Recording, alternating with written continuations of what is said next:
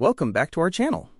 Today's breaking news comes straight from Moscow, where Russian President Vladimir Putin has announced a major military development, the successful test of the Poseidon nuclear-powered underwater drone. Putin described this weapon as having no equal in the world and being impossible to intercept, marking a new chapter in undersea warfare. Speaking to wounded soldiers in Moscow, Putin revealed that, for the first time, Russia launched the Poseidon torpedo from a submarine and activated its miniature nuclear reactor.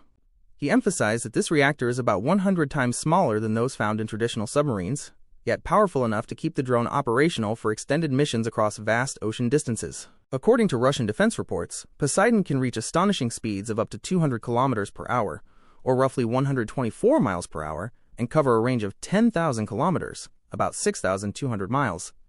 Analysts warn that this kind of range and speed could make Poseidon one of the most formidable strategic weapons ever built. Experts also caution that, if armed with a nuclear warhead, it could potentially generate enormous radioactive ocean waves capable of wiping out coastal cities. This test comes at a time of rising military tension between Russia and the United States.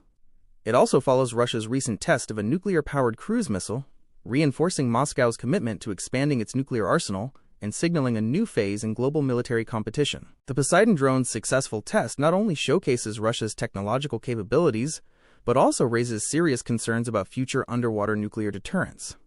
As global powers watch closely, one question remains: how will the world respond to this new, unstoppable weapon? Stay tuned for more updates on global defense and technology, only here on our channel. Would you like me to search for the latest reactions from the United States and NATO regarding the Poseidon test?